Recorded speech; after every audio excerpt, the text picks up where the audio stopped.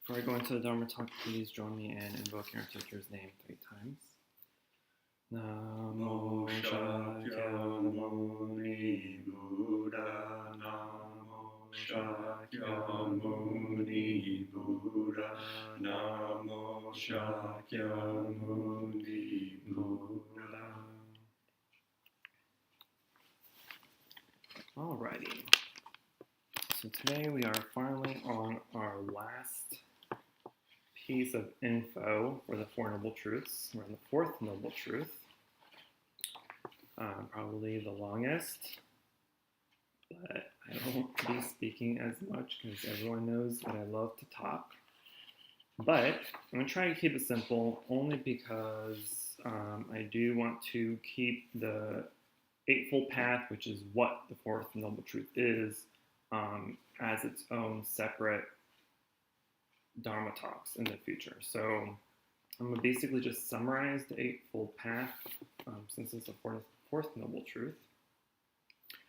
But just to summarize all the Four Noble Truths, right? So the Four Noble Truths are the fundamental teachings of Buddhism, right? So if Buddhism had a Bible, the Four Noble Truths and the Eightfold Path would be its contents.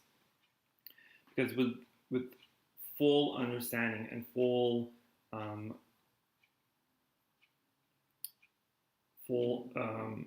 insight into what the Four Noble Truths and Eightfold Path is, we are able to become enlightened. We're able to find liberation and freedom from our suffering by just completely comprehending the Four Noble Truths and Eightfold Path. So they are the foundation to all of Buddhism, right?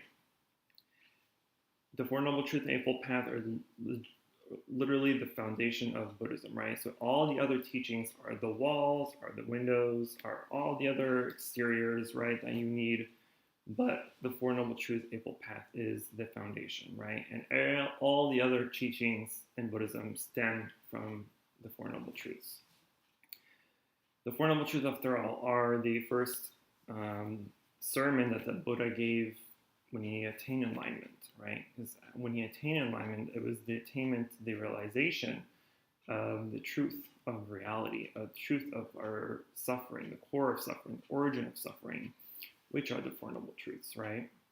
So the first Noble Truth, as we've been discussing, is that life is suffering, or as I like to reiterate, is in life there's suffering, or in life there's dissatisfaction, right? And dissatisfaction doesn't just literally mean, right? When we hear the word suffering, we almost automatically assume suffering like mental suffering or physical suffering, right? Physical torment and torture and whatnot. But it's really dissatisfaction. And dissatisfaction comes in different shapes and forms, right? Literally anything. If we are annoyed, if we're having a headache, or we're, just frustrated with people driving, or our neighbors, or our friends, or significant others, right? It's all the mental sufferings. It's all the physical sufferings. It's even spiritual suffering, right? So the first Noble Truth is to allow us to see suffering, right? To acknowledge suffering as it happens, right? Because in life, we typically avoid anything that's negative. We avoid anything that's discomforting to us. We avoid things that are unworthy of our time, almost, right? And we only want to attract, and we only want to hold on to. We only want to attain all the good stuff, all the positive things only, and push away all the negativity. And the second Noble Truth is the origin of suffering. The origin of suffering, as the Buddha taught us, is our attachment to desire, right? Desire is the origin of all suffering. So for the first Noble Truth, when we recognize suffering, for instance, when we recognize something that we want or don't want, right? The second Noble Truth tells us the reason that we do or do not want it is because of our desire, right? Or a lack of for it. So whether we want something is because our desire is to attain it, to hold on to it, to give it meaning to our life, right? Or give our life meaning because of it. But it's also the opposite of pushing away things that are undesirable or negative in our lives, right? So the attachment to these suffering, the attachment to these desires, right? Because the desire is okay to have. It's okay to have a desire. You have to have desires and aspirations in life, right? It's the only way we can basically survive and grow, right? But desire here is desire to wrong desire, right? So there's good desires and there's bad desires. The good desires is, you want to have a good job, you want to have a good career, you want to have a good life, you want to be able to be stable and healthy and comfortable, right? These are regular general desires everybody wants. Bad desires is when we want to hang on to things, right? Whether it's people or objects or even ideas, right? We hold on to them to such a degree where we're grasping so hard that if it were to change or to break or escape or run away or die, right? We get so emotionally unstable almost, right? We feel like life is now over, right? For instance, the new iPhone just came out, right? So we have a desire to want the iPhone. But why do we want the iPhone, right? The iPhone is just a phone. If you have the iPhone 11, it's literally the exact same thing, very small differences, right?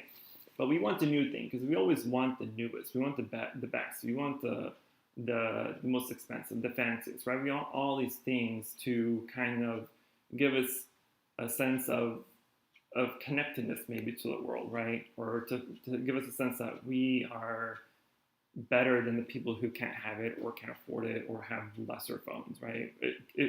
We attach so much meaning to it almost.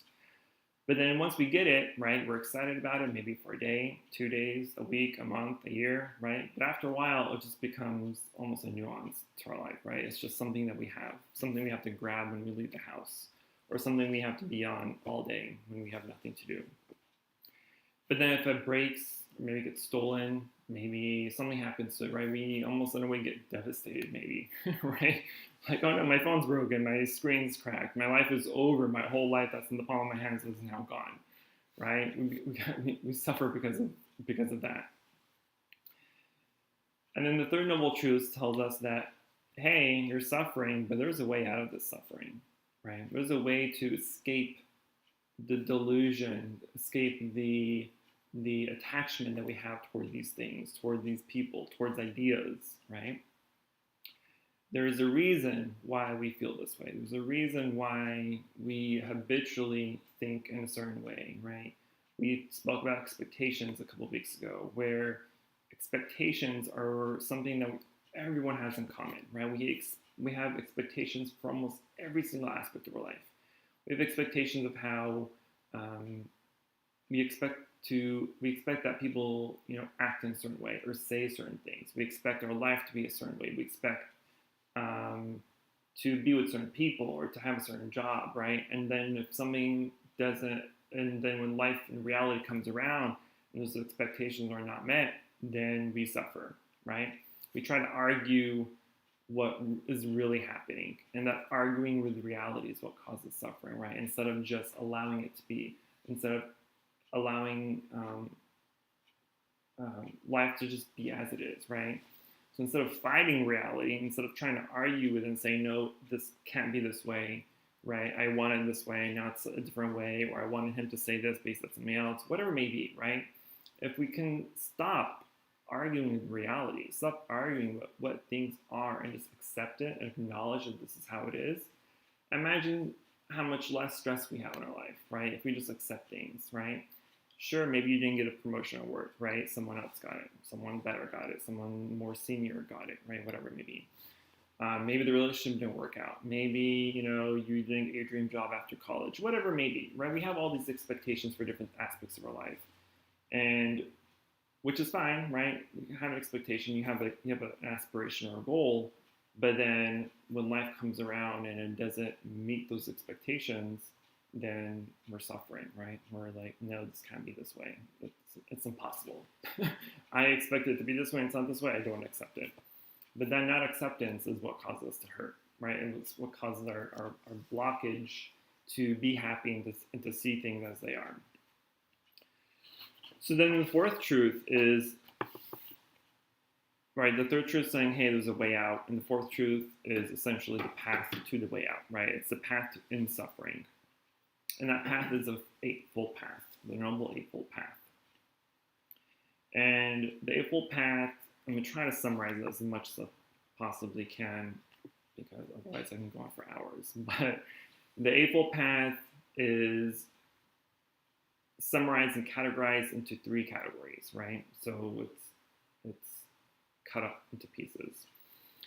But it's in three categories. First category is the wisdom category, right? Prajna, wisdom, which is right view and right intention. Then it's the morality, shila. Morality encompasses right speech, right action, right livelihood, and then concentration or samadhi, which includes right effort, right mindfulness, and right concentration. So the Four Noble Truths and this Eightfold Path lays out the way that we should live our life in order to get rid of these delusions, in order to get rid of these expectations, in order to see our suffering for what it is, in order to see reality as it really is, right? And then if we're able to do that and apply the Four Noble Truths and the Eightfold Path to our life, right? It's a list, right? So there's many lists in Buddhism. Everything is almost in numbers, right? The Four Noble Truths, Eightfold Path, the 5 precepts, the 9 levels of enlightenment. There's literally lists everywhere. But these lists, especially the Eightfold Path, is not, and most lists aren't in a specific order, right? Like you don't have to master this one in order to go to the next one, right? It really doesn't work like that. It's more to show you that, hey, there's this 8 items, but it doesn't have to go in order. It's there so, and eventually after you've been able to contemplate them, and after you've been able to realize the insights of them, the truth of them, and apply them to your life, that all kind of work holistically, right? And then once you're able to apply it holistically and really benefit from its teachings and its practices, right? Maybe you come to some sort of enlightenment moment, right? Maybe you have an aha moment. You see maybe a glimpse of the freedom that it gives us because we're following this path. And this glimpse, whether you attain enlightenment in this life or future lives, right? Enlightenment or nirvana is not some heavenly place out there, right? It's not a physical location that we go after we die, right? It's not a heaven like other religions. They believe once you die, your soul kind of transcends somewhere. We don't really transcend physically or, spiritually in that kind of sense. But nirvana is really just a state of mind. Nirvana is a state of mind of complete freedom. Freedom from all the illusion, the ignorance that we have in our lives, all the defilements of the mind, right? There's 3 main defilements, so the 3 poisons: greed, ignorance, and anger. So nirvana is the freedom of these greed, ignorance, and anger. And it is the application of the opposites: compassion, loving kindness, and generosity. So when we apply these Eightfold Path and the Four Noble Truths to our lives, right, instead of reacting like we normally would to negative situations or arguments or whatever it is, right, we typically react almost in the same way. So if someone's yelling at us, we're yelling back. If someone's trying to fight us, we want to fight back, right? We're doing this kind of back and forth game with them. And that's part of the ignorance and the 3 poisons: ignorance, greed, and anger, right? And we're retaliating with anger. We're retaliating with more harsh words and speech and whatever it may be. But the Four Noble Truths and Eightfold Path helps us practice to eliminate that reaction that we typically have. So instead of reacting with anger or greed or hatred, we're reacting with compassion, we're reacting with loving kindness, we're reacting with understanding, with generosity, right? We're applying things in order to subdue the situation versus making it worse, because you can't fight fire with fire. You're just going to make a bigger fire, right? So you have to use these antidotes in order to eliminate, get rid of, lessen the degree of severity of whatever situation we're in. And by applying that, by doing that, we can not only will the situation not get worse, right? But we're able to see the positivity that happens because of the way we're reacting or the way that we're thinking, trying to understand, right? That's why mindfulness is a huge part of our practice. Meditation is a huge part of our practice because we don't just meditate for the sake of meditating, right? Mindfulness is not just some fancy word that people may or may not fully understand. Mindfulness is the ability to react in the right way, right? We still have to react to the situation, but it's reacting in the right way. And that's where the Eightfold Path comes along, right? We mentally, maybe within seconds or maybe even a minute, right, we have to kind of stop, take a few deep breaths, and recognize the situation.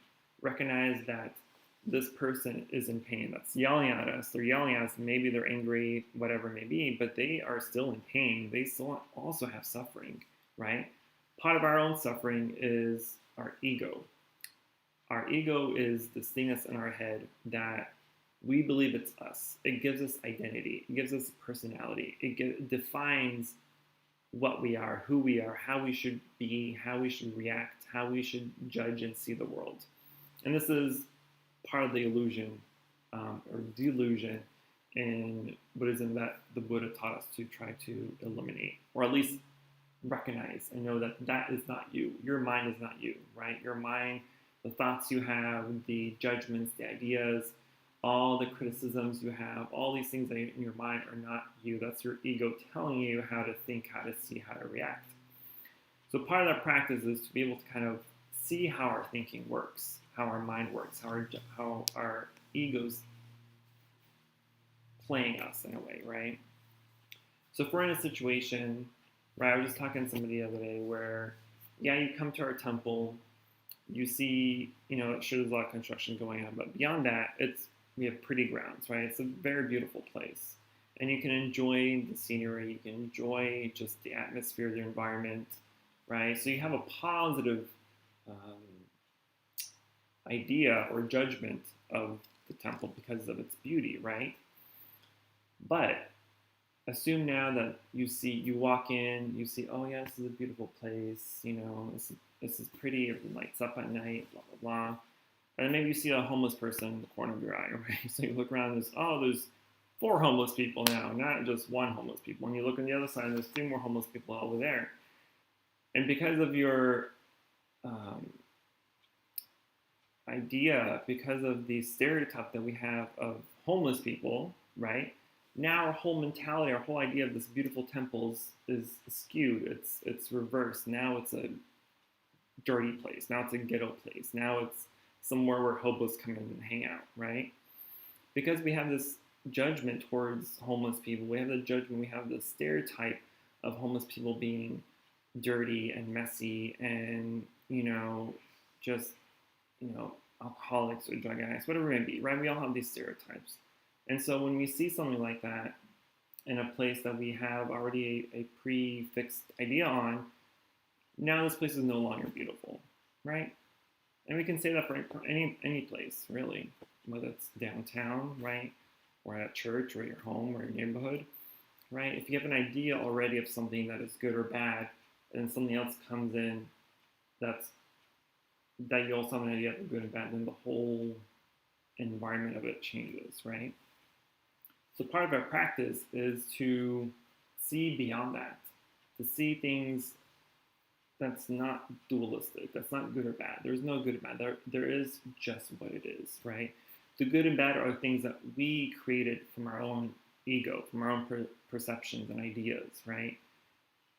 This place could be beautiful to me, but it can be awkward and weird for you, or someone else can be like, no, it's too much, or someone else's, no, it's too little, right?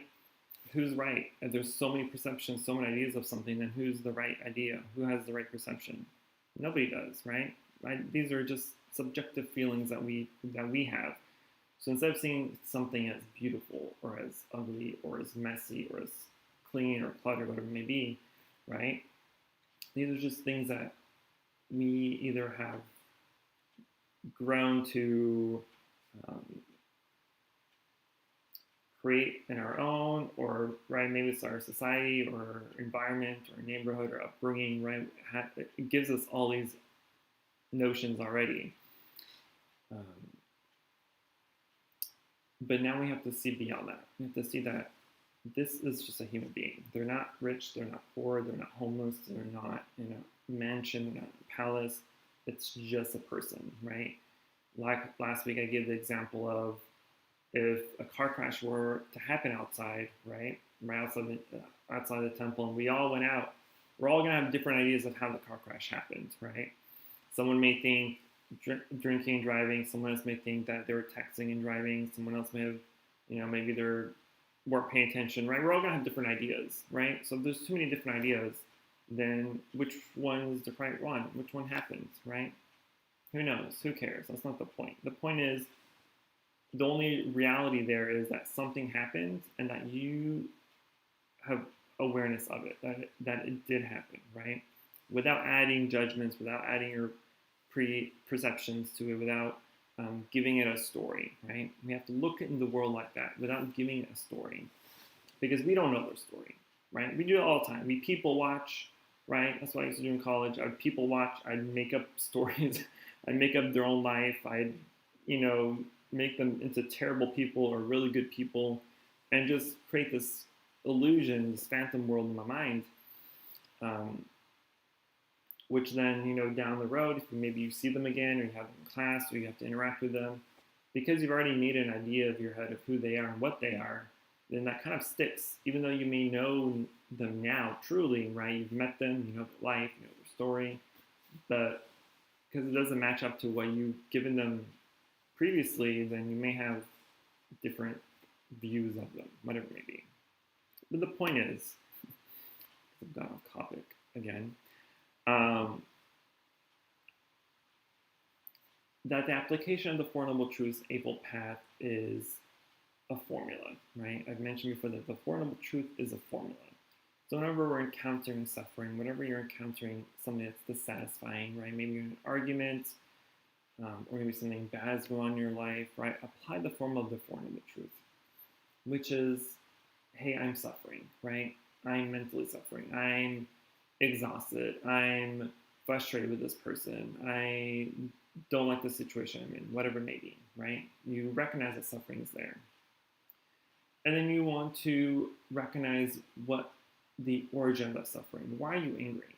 Why are you frustrated? Why do you feel this way, right? You ask yourself why, until you get to the core reason of truly why you're angry. Because you can be angry at someone for yelling at you, right? Which doesn't make sense. They're yelling. We get yelled at all the time. But we feel we're angry because they're yelling. But there's really more to it, right? It could be something that they've done to you in the past, right? They could have wronged you. They could have talked behind your back. They could have done whatever. That regardless of what they do to you, you're going to get angry, whether they're yelling or not, right? We have to find the core reason, the root of that suffering that we're feeling. And then we can recognize, hey, this is the reason why I'm angry. And I know there's a way to not be angry at it, right? Our third noble truth. Then our fourth noble truth is, okay, let me apply these teachings, these techniques, these methods to evaluate the situation, to evaluate how I'm feeling, how I'm thinking, and kind of correct it in a way, and then react, right? So the Four Noble Truth is a formula for our reaction. That's how I like to see it, right? So instead of reacting right away, instead of responding right away, or doing something right away, we apply the formula of Four Noble Truths and evaluate the situation, right? Have to do some mental analysis and then be able to react accordingly. And when we're able to react accordingly, then we can avoid more suffering. We can avoid yelling back and then just going back and forth yelling, right, or debating or whatever it may be, and then just causes a huge issue, because then we can ruin friendships, we can ruin relationships, right, because we don't have a true understanding into what is happening. Okay, back to Eightfold Path, because I'm off topic again. So the Eightfold Path again is not a list that we have to go down, right? It's just, again, we have to apply it holistically into everything, right? Maybe not all of the Eightfold Path will fit into the situation that we're in, or the emotion that we're feeling, but holistically, we have to apply this to our whole life, right? So the Eightfold Path, again, is the right view, right intention, right speech, right conduct or action, right livelihood, right effort, right mindfulness, and right concentration. So right view is probably the most important to me, right? I say that the order that it's in is not really important because they all work together, but really right view is one of the most important of the Eightfold Path, because right view is the full understanding of the Four Noble Truths, and it's the full understanding of seeing life and things as they truly are, right? I know sometimes seeing things as they truly are can be quite confusing, and we may think like, what do you mean life as it truly is? It is what it is, right? That's a person, it's a house, this is a car, this is whatever it may be. But seeing things as they truly are, as mentioned earlier, by not applying stories to people, by not applying judgments and ideas to the situation. So if a car crash happened, it's not because they are drunk driving or they're texting and driving. It's just because something happened that caused the accident, right? We're not adding to it. That's what I mean when we say to see things as they truly are. And you can apply this to anything, really. So by doing that, this takes away some of the mental garbage we have about making assumptions, making these ideas, giving them those stories, right? And it gets rid of all that extra bagginess, and we can just see things for what it is instead of making up our own story, whatever it is, right? And the right intention is, okay, fine, the second most important. I'm saying there's no order, but it's kind of an order. But intention is also extremely important because we have the idea of karma, right? We have cause and effect. Every cause has an effect. Everything happens because of something else. So when we apply the law of causality to our life, of cause and effect of karma, intention is very important because everything happens as a thought first, right? We have to think first before we speak and before we react into action. Even though sometimes we react habitually right away, still there's this millisecond of thought there first before we react. But intention is important because intention has to be correct, right? So let's say, because if we're talking about karma, for instance, right? Karma are the 5 precepts. The first precept is abstain from taking life, from not killing, right? But unfortunately, we kill on a daily basis, right? We don't intentionally do it, but we do. So if we're walking outside, right, we may accidentally step on bugs. Maybe we're driving, we accidentally hit a deer or a cat or a dog, right? We're hitting bugs in our windshield. We're killing living creatures all the time, but it's unintentional. We don't go out and say, I'm gonna drive, I'm gonna intentionally find a deer to run over because I'm a horrible person, or whatever it may be, right? But your intention there is not malicious when we accidentally do kill something, right? But there's still a karmic hit there. There's still a negative karmic hit there because we did take life, even though it's unintentional. Versus if we did intentionally want to kill, or if we did intentionally kill creatures or people, then of course it's a bigger hit, right? And it's really the same thing in society, right? In law, if you accidentally killed someone, right, you still may get sent to jail, but you won't be sent to jail for life or on death row, whatever. Versus if you intentionally went out and manslaughtered people, right, or committed serial killing, then that was always intentional, and of course then your sentence is going to be longer or permanent, right? So think of it that way. But our intention has to be important. So if we are arguing with people or with someone, right, if we're able to think correctly of the situation, what's going on, right, understand their point of view, their side, understand what we are trying to make sense of, and if we are able to respond with compassion and with understanding, then our intention there is to alleviate the pain that both parties have, right? because nobody wants to be arguing all the time. Nobody wants to feel judged or hated or disliked, right? Nobody wants to feel that. But if we're able to react accordingly, right, and have the intention to alleviate the pain that everyone is having, then the situation is ultimately going to come out to be much better versus just arguing, yelling, fighting, and we end up going, ending the whole situation with a bad taste in our mouth, basically, right? And then we have right speech, right? Right speech is after right thinking, because again, everything that happens as a thought, that happens as words, and then we have to react on it. But our speech here, you have to remember that when we speak, we have to speak with kindness. We have to speak with compassion and with love, not just for other people, but also for ourselves, right? Sometimes our worst judge is ourselves, for ourselves, right? We're judging sometimes the way we're thinking. We're judging on what we're doing, right, or how we're reacting. We are our worst critics, right? And we want to be able to not just help others, but help ourselves, right? Everything has to be done for you too, right?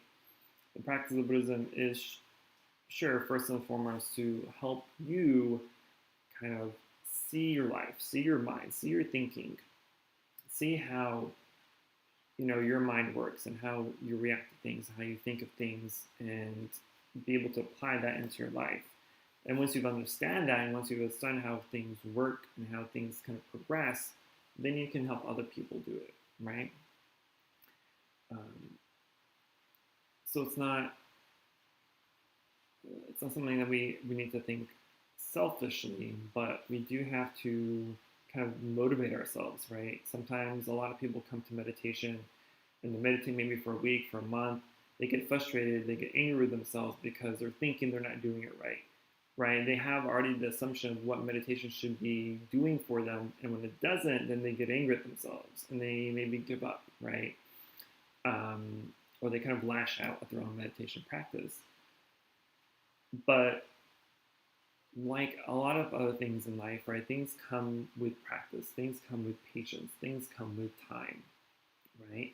So instead of judging your own self for the way you are thinking or the way that you are doing meditation correctly or incorrectly, we have to come to it from a point of view of compassion and really being generous with our own selves too.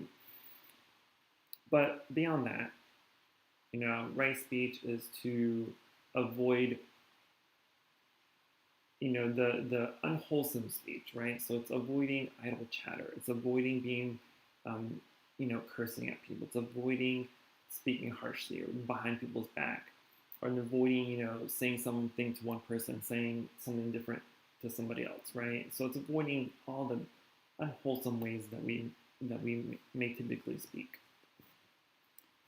And then we have right conduct or right action, right? So it's after our speech. So if our speech is, our action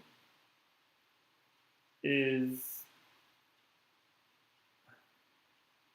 our thought process is important. So when we're thinking of something, because it turns into speech and action, right? And if we're thinking negatively, if we're thinking with anger and with hatred, then we're going to speak with anger and hatred, and then we're going to react with anger and hatred, right?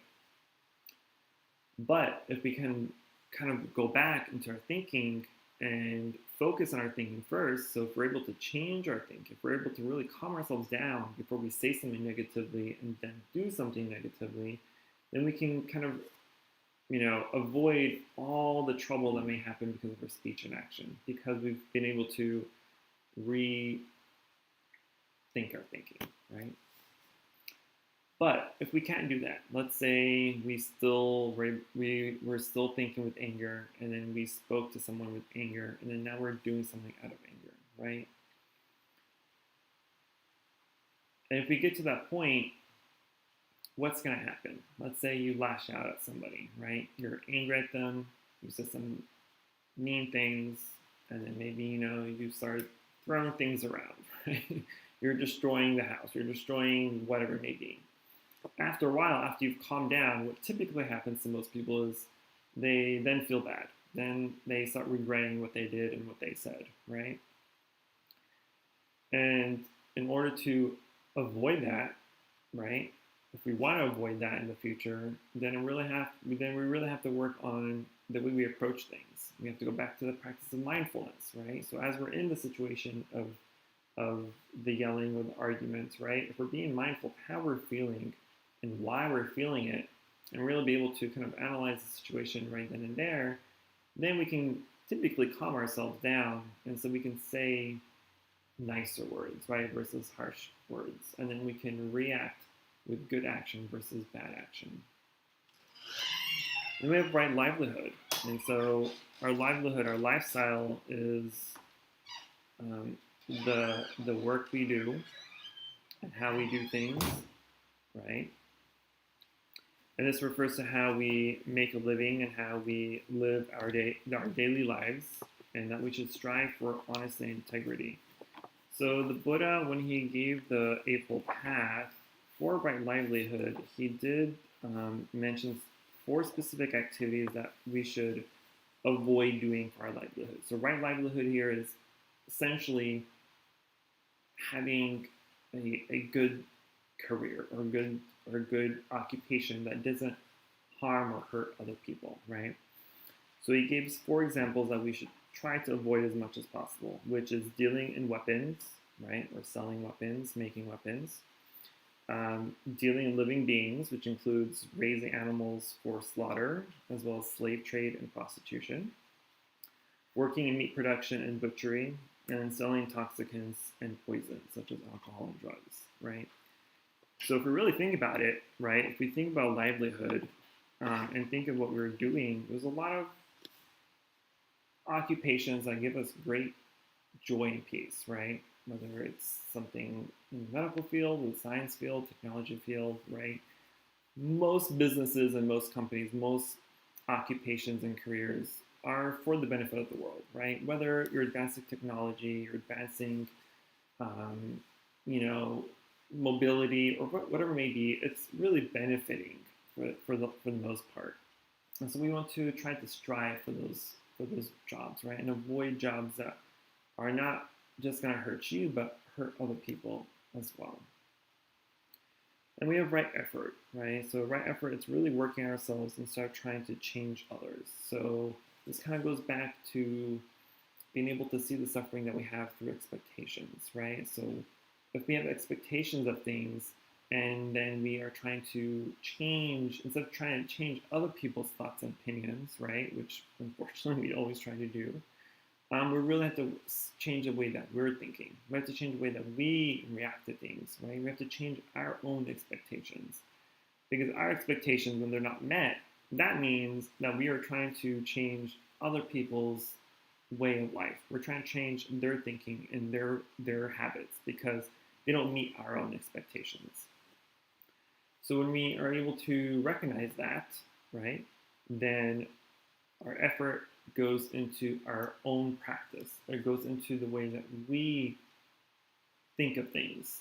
So that when we are thinking of it, we're thinking of it holistically or with wholesome intentions, and we can say wholesome speech and then react with wholesome actions. And then we have right mindfulness, which I've kind of already covered because mindfulness is a holistic practice, right? It's a body-mind connection where we have to apply the mindfulness to anything and everything we do, right? People sometimes say, I don't have time for meditation. I don't have time to sit down. I don't have time to do walking meditation. But any moment is a moment opportunity for meditation, to be mindful. Because mindfulness, though it takes effort to really kind of bring to mind, but it's something you can do with anything out throughout your day, right? So if we're walking, right, when you leave the temple and you walk to your car, you can walk with mindfulness, walk with you walk with being able to see the things around you, the environment around you, right?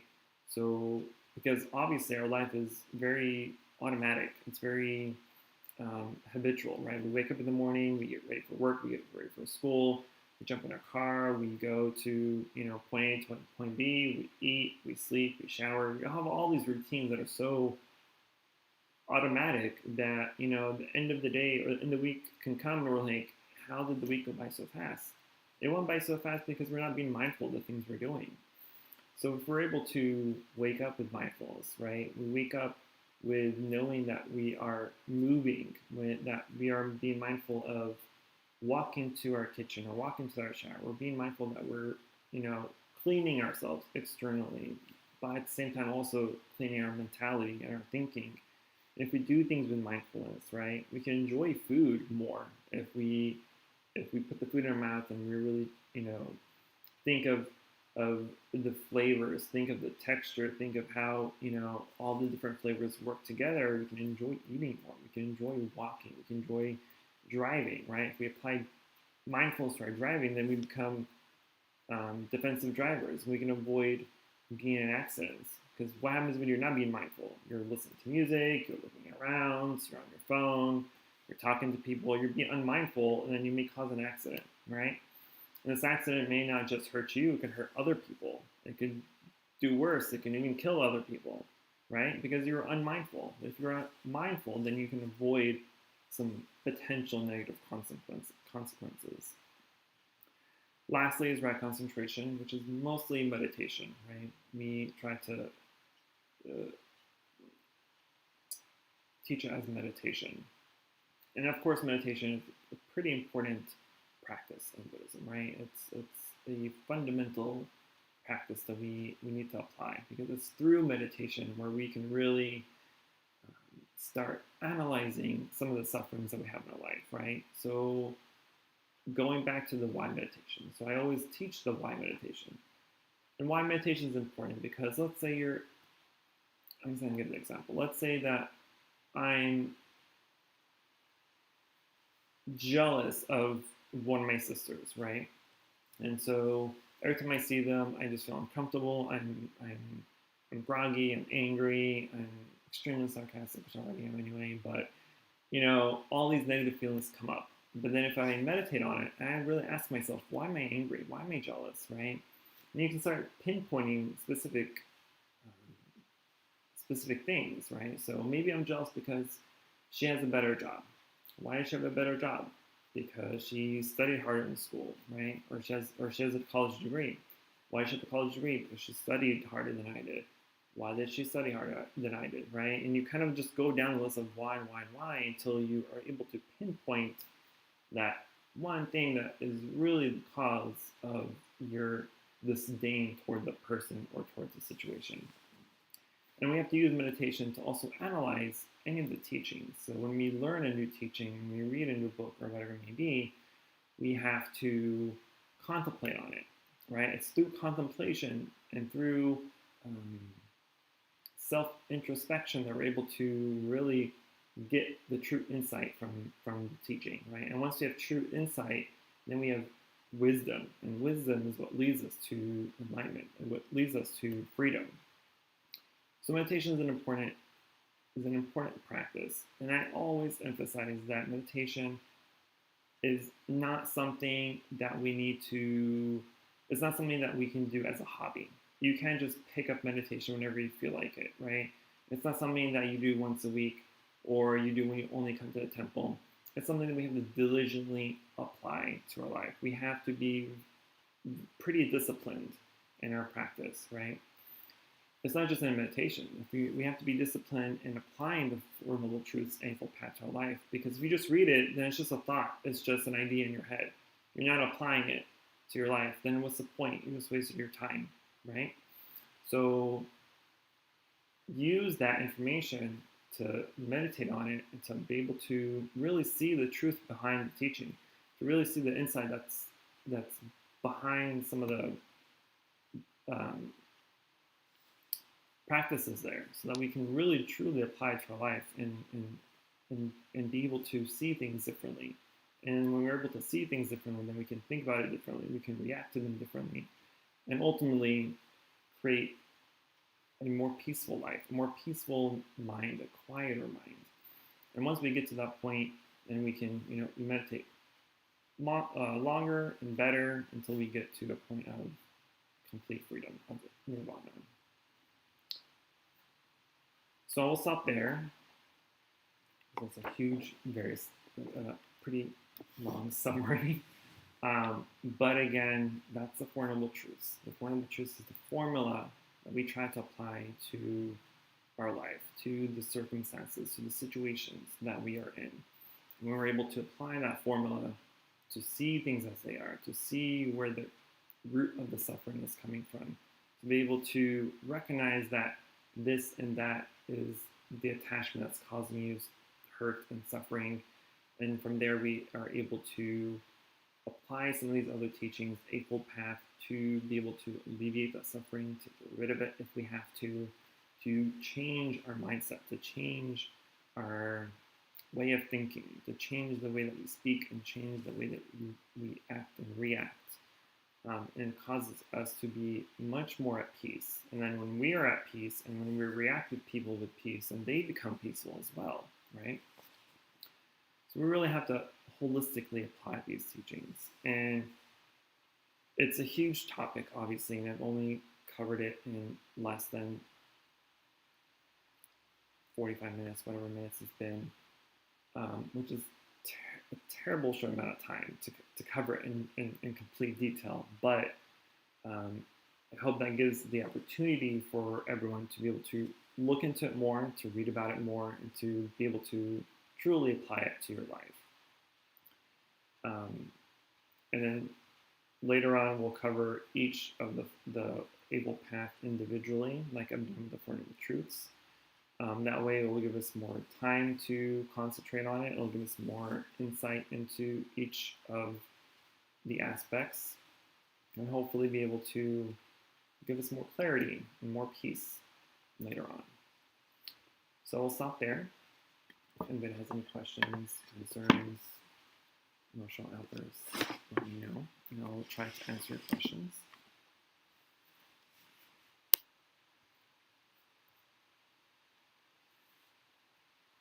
Okay. Again, for those on the interwebs, for you as well, if you have any questions, concerns, feel free to leave us a comment or email us, and I will get back to you. I'm usually pretty quick at responding, so feel free to. Otherwise, we will go ahead and transfer the mirror and go into chanting. Namo Shakyamuni Buddha, Namo Shakyamuni Buddha, Namo Shakyamuni Buddha. For any positive karmic action we've accumulated here today, we wish to transfer the merit to all sentient beings and wish them full enlightenment. So we'll go ahead and just do our general chanting.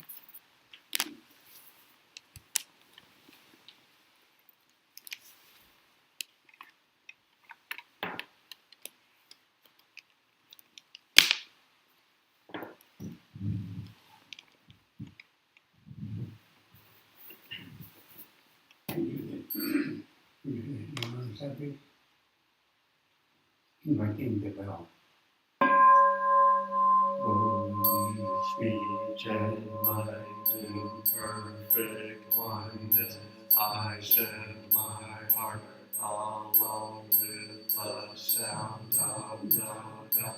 May the hearers awaken from forgetfulness and transcend all anxiety and sorrow.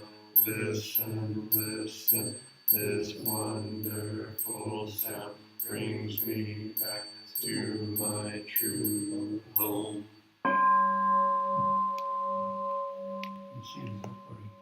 In gratitude we offer this incense to all Buddhas and Bodhisattvas throughout space and time. May it be fragrant as earth herself, reflecting our careful efforts, our wholehearted mindfulness, and the fruit of understanding slowly ripening.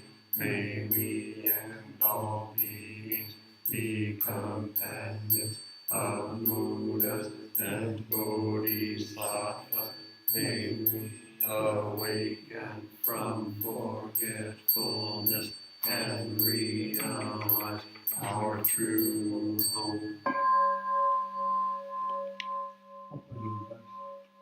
The incense in the censer now is burning, all the Dharma realm in every place, auspicious clouds appearing, our sincere intention thus fulfilling, as all Buddhas now show their perfect body.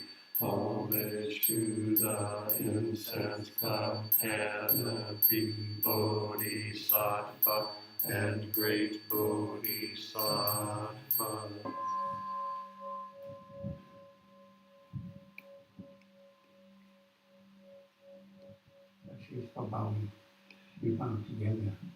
Homage to the eternally abiding Buddha, the supreme Dharma, and sage Shanga throughout the Dharma realm, the realm of empty space, and 3 periods of time.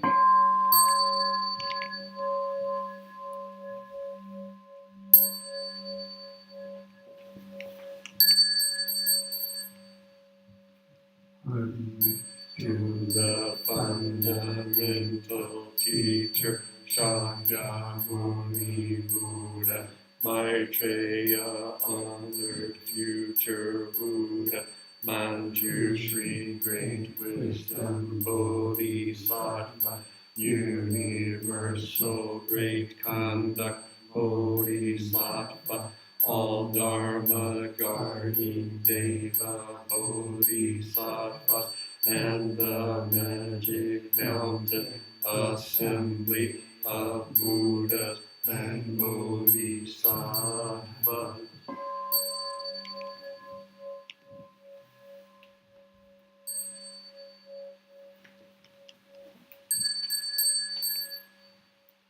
Homage to Amitabha Buddha in the land of ultimate bliss. Avalokiteshvara, great compassion Bodhisattva, great strength Bodhisattva, earth storm, great vow Bodhisattva, and the assembly of great pure Sila Bodhisattva.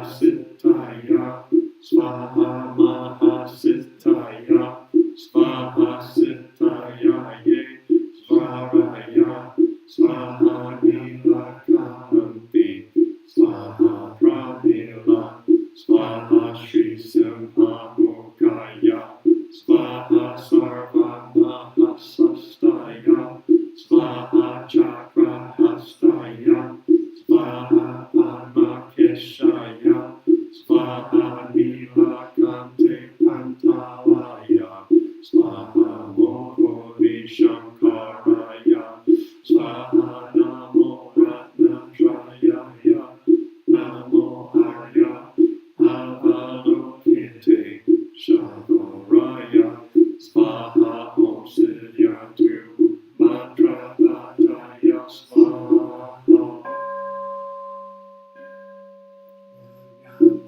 Body is bringing morning light and concentration. My heart is at peace. Thou hast smiled is born on my lips. This is a new day, and I vow to go through it in mindfulness. The sun of wisdom has risen, shining in every direction. Noble Shanga, diligently bring your mind into meditation. Namo Shakyamuni Buddhaya, Namo Shakyamuni Buddhaya, Namo Shakyamuni Buddhaya. The one who bows and the one who is bowed to are both by nature empty. Our practice center, the connection between them is inexpressibly perfect. Our practice center is the net of Indra, reflecting all Buddhas everywhere. As my own person reflects in all Buddhas, to whom with my whole life I go for refuge. Offering light in the 10 directions, the Buddha, the Dharma, and the Sangha, to whom we bow in gratitude. And living the way of awareness in the very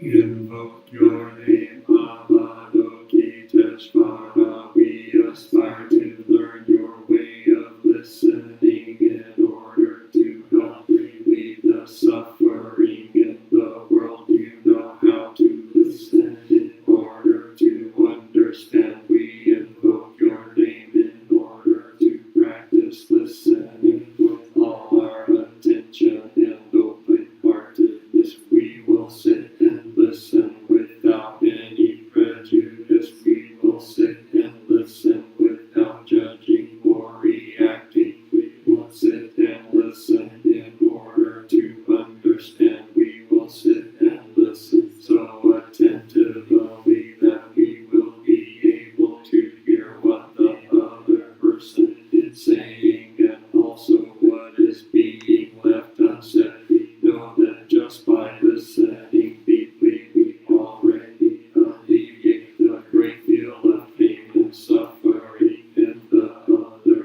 person. We invoke your name, Manjushri. We aspire to learn your way, which is to be still and to look deeply into the heart of things and into the hearts of people. We'll look with all our attention and open-heartedness. We will look with unprejudiced eyes. We will look without judging or reacting. We will look deeply so that we will be able to see and understand the roots of suffering through the impermanent and selfless nature of all that is. We will practice your way using the sword of understanding to cut through the bonds of suffering, thus freeing ourselves and other species. We invoke your name, Samantabhadra. We aspire to practice your vow to act with the eyes and heart of compassion, to bring joy to one person in the morning and to ease the pain of one person in the afternoon. We know that the happiness of others is our own happiness, and we aspire to practice joy on the path of service. We know that every word, every look, every action, and every smile can bring happiness to others. We know that if we practice wholeheartedly, we ourselves may become an inexhaustible source of peace and joy for our loved ones and for all species. We invoke your name, Shittigarbha. We aspire to learn your way of being present where there is darkness, suffering, oppression, and despair, so we can bring light, hope, relief, and liberation to those places. We are determined not to forget about or abandon those in desperate situations. Do our best to establish contact with those who cannot find a way out of their suffering, those whose cries for help, justice, equality, and human rights are not being heard. We know that help can be found in many places on earth. We will do our best not to contribute to creating more hells on earth, to help transform the hells that already exist. We will practice in order to realize the qualities of perseverance and stability, so that like the earth we can always be supportive and faithful to those in need.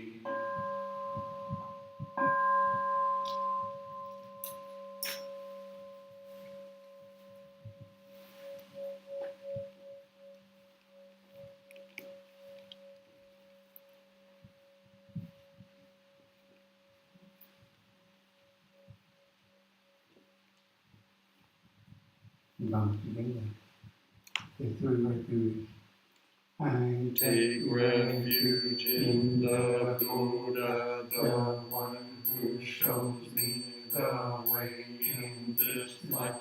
I take refuge in the Sangha, the way of understanding and the of love. I take refuge in the Sangha, the community that lives in harmony and awareness.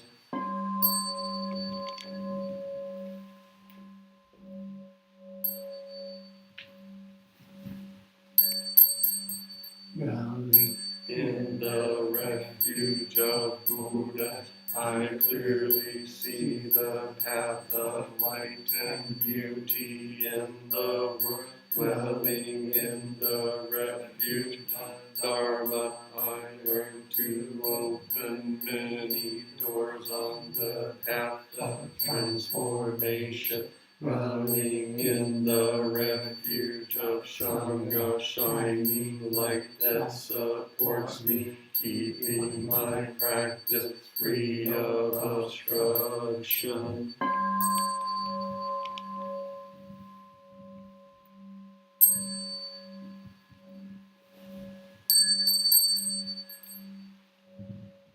taking Refuge in the Buddha, in myself. I aspire to help all people awaken nature, realizing the mind of love, taking refuge in the Dharma. In myself, I aspire to help all people fully master the ways of practice and walk together on the path of liberation, taking refuge in the Sangha.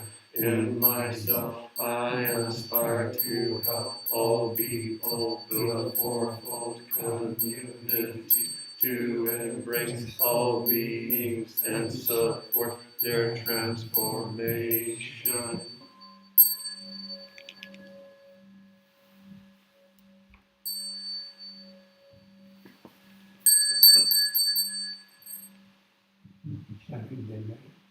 Reciting the sutra, practicing the way of awareness, to benefits without limits. We vow to share the fruits with all beings. We vow to offer tribute to parents, teachers, friends, and numerous beings, to give guidance and support along the path.